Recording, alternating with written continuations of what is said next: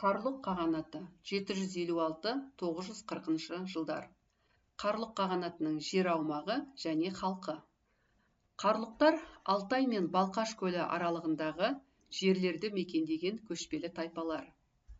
Ибн әл-Фақих 10 ғасырда қарлұқтар көне түркілер деп жазды. 7 ғасырдың соңынан бастап қарлұқтар шығыс түрік қағанатының ықпалында болды. Біріккен ұйғыр және қарлұқ күштері шығыс түркілердің билігін құлатты. Орталық Азияда жаңа мемлекет ұйғыр қағанаты құрылды. Ұйғыр тайпаларының билеушісі қаған, қарлұқтар көсемі жабғу лауазымын алды. Қарлұқтар ұйғырларға бағынды. Қарлұқтардың дербестікке ұмтылуы ұйғырлардың қарсылығына әкеліп, олар бұл күресте жеңілді. Жеңіліске ұшыраған қарлұқтар ұйғыр жазбаларында айтылғандай, ит жылы, яғни 746 жылы, қарлұқтар батысқа қарай 10 оқ еліне қашты деп жазды. Жетісуда қарлұқтар оғыз тайпаларының қарсылығына кезікті. 8 ғасырдың ортасында қарлұқтар оғыздарды Жетісудан Сырдарияның төменгі ағысына қарай ығыстырды. 756 жылы қарлұқтар түргештерді ығыстырып, Жетісу аумағында өздерінің саяси үстемдігін орнатты.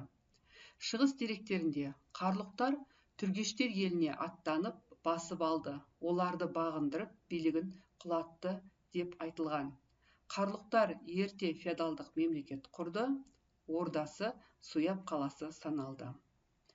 8-10 ғасырларда қарлұқ тайпалары Жоңғар алатауынан Сырдарияға дейінгі Қазақстанның үлкен аумағына қоныстанды. 10 ғасырдағы араб дерегінше қарлұқтар жерін батыстан шығысқа дейін жүріп өту үшін 30 күн қажет болған. Енді картамен қысқаша шолу жасайтын болсақ, сонымен қарлұқтар Алтайдан Балқашқа дейінгі аралықта өмір сүрген тайпалар. Бұлар 7 ғасырдың соңында шығыс түрік қағанатына бағынды. Яғни шығыс түрік қағанатының құрамында болды. Одан кейін шығыс түрік қағанатының құрамындағы қарлұқтар және ұйғыр тайпалары бірігіп шығыс түрік қағанатын құлатады. Сөйтіп шығыс түрік қағанатының орнында 744 жылы ұйғыр қағанаты құрылады.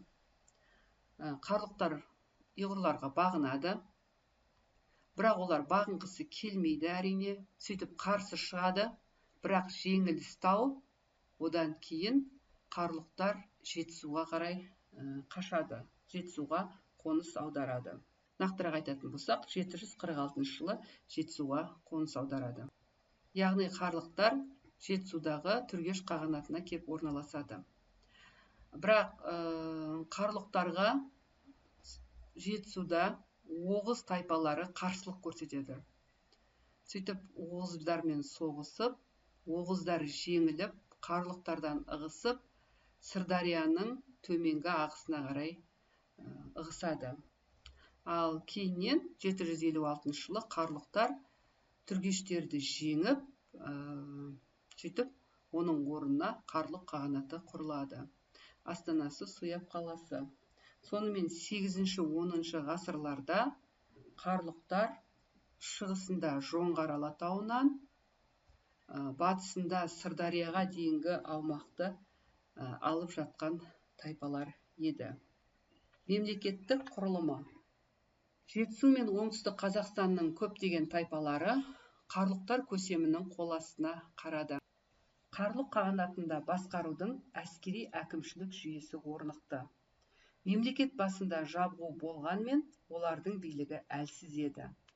Саяси әлеуметтік құрылымы жағынан феодалдық мемлекет саналды.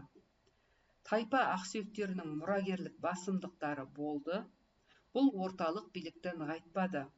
Араб және парсы деректеріне сәйкес, 9-10 ғасырларда қарлұқ бірлестігі көптеген ру тайпалық топтардан тұрды.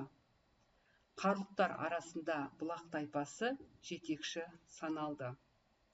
Көшпелі тайпаларды басқарушы ақсүйек қауымы тек жайылымға ғана емес, қалаларға да иелік етті.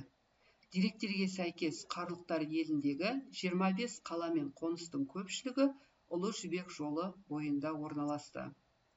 840 жылы Енесей қырғыздары қарлұқтардың қолдауымен ұйғыр қағанатын құлатты.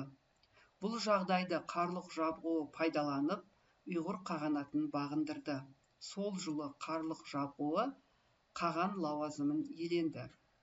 Қазақстан аумағында Қарлұқ кезеңінде, яғни 8-10 ғасырларда, жергілікті тұрғындарды түркілендіру үрдісі белсенді жүрді. Арабтар мен күрес. 9 ғасырдың 20 жылдарында Орталық Азияда Саманилер әулетінің билігі орнады. Айта кететін жайт, Саманилер әулеті дегеніміз бұл араб халифатының бір бөлшегі. Яғни бұл кезеңде араб халифаты бірнеше бөліктерге бөлініп кетті. Сол Орталық Азиядағы бір бөлігі Саманилер әулеті еді. 840 жылы Саманилер түркілерге қарсы қасиетті соғыс жариялап, Испиджабты басып алды. Бұл қала оңтүстік Қазақстанда исламды таратудың орталығына айналды.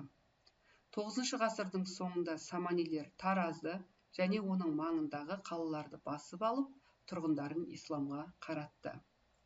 Араб басқыншылығы нәтижесінде қағанат әлсіреді, ал Қарлұқ қағанатына үлкен қауіп Қашқар жағынан төнді. 940 жылы Қашқар түркілері Баласағұн қаласын басып алды, Қарлұқ қағанаты өмір сүруін тоқтатты. 200 жылдай өмір сүрген мемлекет тарихы аяқталды. Жетісуда билік жаңа әулет қарахандықтарға өтті.